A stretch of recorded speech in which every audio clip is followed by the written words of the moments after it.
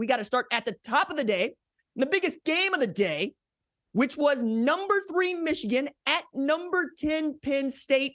And it was all to play for the Michigan Wolverines in this one. To set the table for you, for those of you that are living underneath that particular rock, they started this game without their head coach, Jim Harbaugh, on the sideline as the Big Ten levied its penalty against Michigan that led to Sherrone Moore calling plays. And from the jump, it looked like Sherrone Moore was going to try to air the ball out. But if you're looking at the stat line, it doesn't lie to you. J.J. McCarthy goes 7-8 for just 60 yards.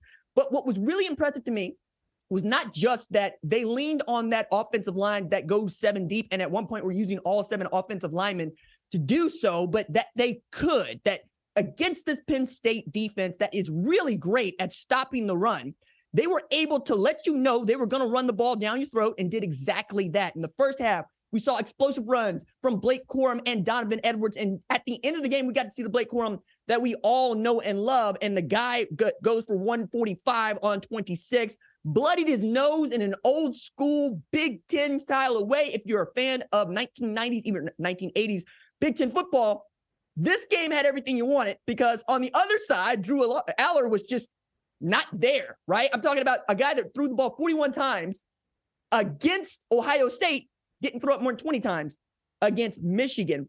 And at times you kept wondering, are they going to put this in Allar's hands? Are they going to let that guy stretch the field? Really, producer Tyler and I were trying to count how many times they allowed Drew Allar to go beyond 15 yards. And then how many times did he want to check down? But it was clear that Nick Singleton and Katron Allen were getting something going, but it wasn't enough to get them into the end zone. And this game really started to turn, not when Michigan was able to run the football in the second half, but by Michigan being able to play outstanding defense in the second half. I'm really impressed by that defense. Kenneth Grant ran down Katron Allen. That was a 340-pound defensive tackle that ran down one of the better tailbacks in the Big Ten. That shows you the kind of team speed that Jesse Minter has out there. And they can get you any kind of way they want to on that front 7. And then with Will Johnson and them on the back end, that looks like a national championship caliber team. And I think I have been saying this since September 30th when I ranked Michigan number 1, to which people would say, RJ, but Michigan ain't played nobody. And I would say they have throttled everybody they played.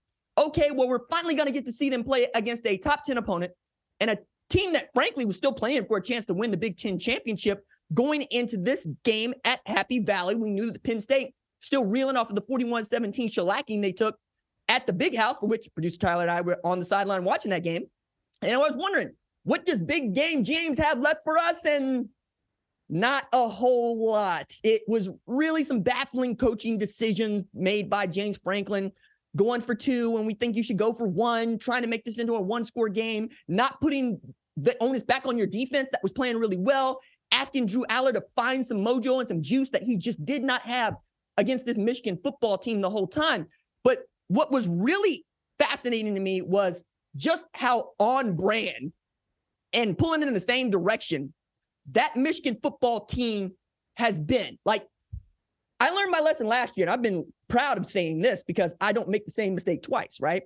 So last year, preseason, I left Michigan off the top 25 for reasons that I thought were all valid. You changing up the coordinators. You are flirting with the NFL for Jim Harbaugh. You've got all these things going on offseason. All they did was march undefeated through to the Big Ten championship game, okay? This year, it's the same football team with the same sort of non-conference schedule where they ain't played nobody, right? But it doesn't matter that they don't play nobody in Ann Arbor, because ain't played nobody shows up to play somebody and then beats them 24-15 at their house without the head coach on the sideline, okay? I've had them as the number 1 team in the country, mostly on the strength of them being this team, and Georgia not really living up to the expectation that we've all set for them, which is to throttle everybody they play, right?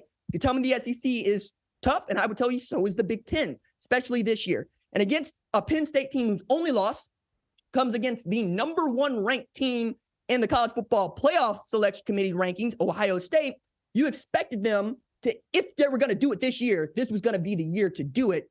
And all I got to see was how Michigan played Michigan football, Jim Harbaugh football, to a T. The numbers for Drew Allar against that defense, 10-22 for 70, 49 rush yards, 2 total TDs, garbage time, right? Something he did against Ohio State. So if you think that Ohio State is good, and you do, you now have to think that Michigan is good, because now they played somebody and they beat them by the same margin, by 1 point more than the margin that Ohio State beat them by at home, right? I couldn't be more impressed with what they've been able to pull off there in Michigan, especially with all these things that have been swirling around the program, basically dating back to last year or earlier this year, right? Matt Weiss, all the way through to Jim Harbaugh sitting out of 3 games to start the season because of a violation of NCAA rules. Then to this, where the Big Ten levels its penalty in what this sign stealing scandal is only beginning to be, where he finds out after he gets off plane on Friday, he's going to have to watch the game from the hotel, to which you probably saw the tweets from the Michigan players and from Tom Brady and from Juwan Howard and from President Santaono saying bet. I don't know how I feel about a public Ivy League using some, shall we say, urban slang to get their point across, but the point was made, right? They go into Happy Valley, they get the win. Now, what does it mean for Michigan?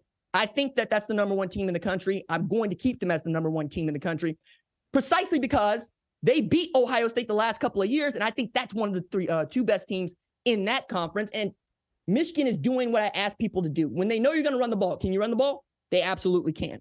And then you saw what I think people have underestimated about this Michigan football team, and the reason that I believe in what they are capable of. All of those players and all of those coaches absolutely positively love Jim Harbaugh. You saw Sherrone Moore with his passion and his emotion coming through there with a couple of expletives to get his point across, how much it meant to him to go win that football game on behalf of a head coach that wasn't on the sideline. You got to see how J.J. McCarthy feels about that dude. Trevor Keegan feels about that dude. They all love him. Now, for those of us that, kind of live on planet Earth, we look at Jim Harbaugh and we think a good football coach, but sometimes it feels a little bit awkward, right? Feels a little bit off. Can feel a little bit weird. But everybody that I ever talked to about that man says the same thing. I love him. Why? He will back me to the wall. He has my back, and because he has my back, there's nothing I wouldn't do for him. And you could see that with Sherrone Moore, who I think, by the way, has just made himself a Broyles Award finalist by really stepping into the active head coaching role in less than 24 hours, finding out it's on him whether or not they go win this thing against the toughest opponent they're going to face all year, and to come through the way that he did, the way that they did, leaning on what he knows most about that team is the offensive line being great. Now, I think it's also interesting to talk about what happens with Michigan going forward, right?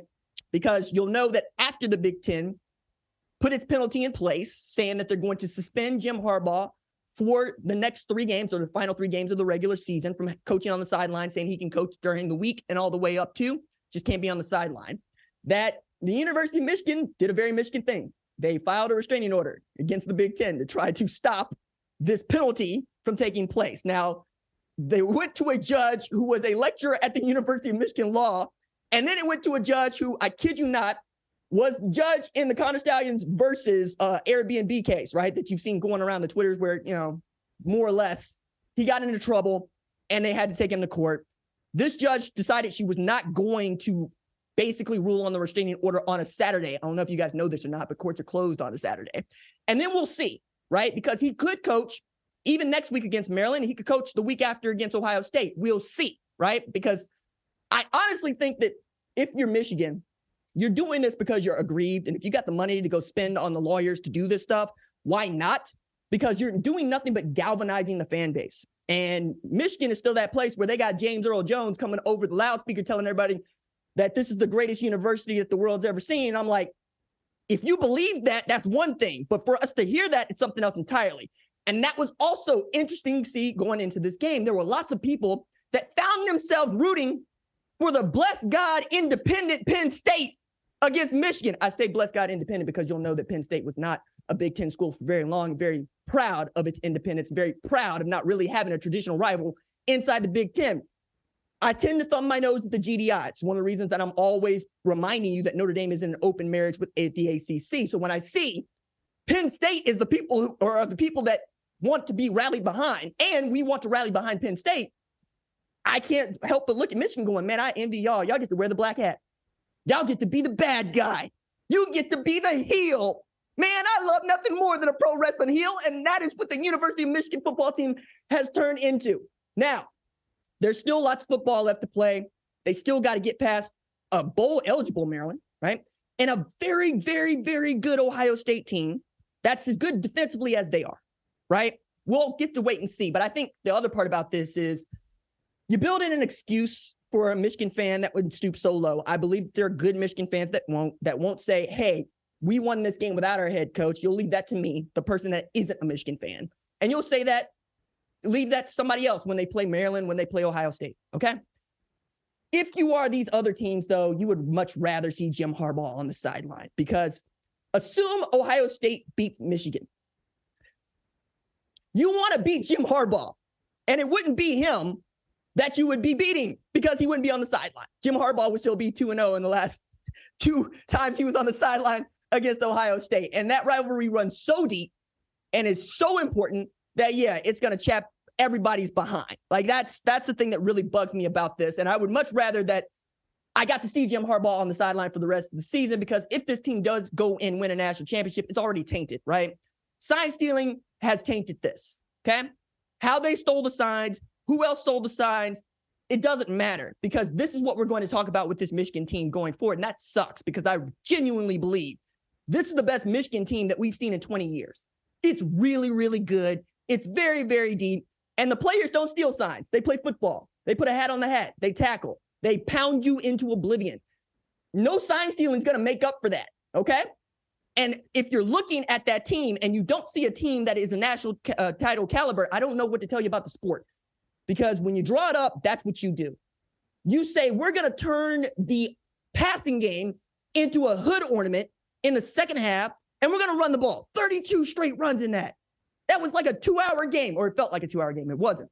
Because both of those teams were so committed to run the football, just Michigan was that much better at it. And yet another third quarter where nobody can beat Michigan, quiet as it is kept. They come out in the second half, and they know exactly what they're going to do, and they know exactly how they're going to get it done. Very, very impressed with this victory for them on the road, which right now is the best victory in college football. It's a one-loss team away, okay?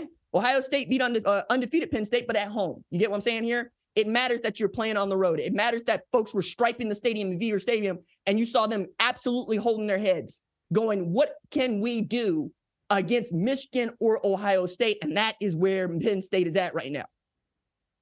James Franklin is now 3-17 against top 10 opponents. You got to take it back 7 years for the last time that they were able to beat Ohio State or Michigan.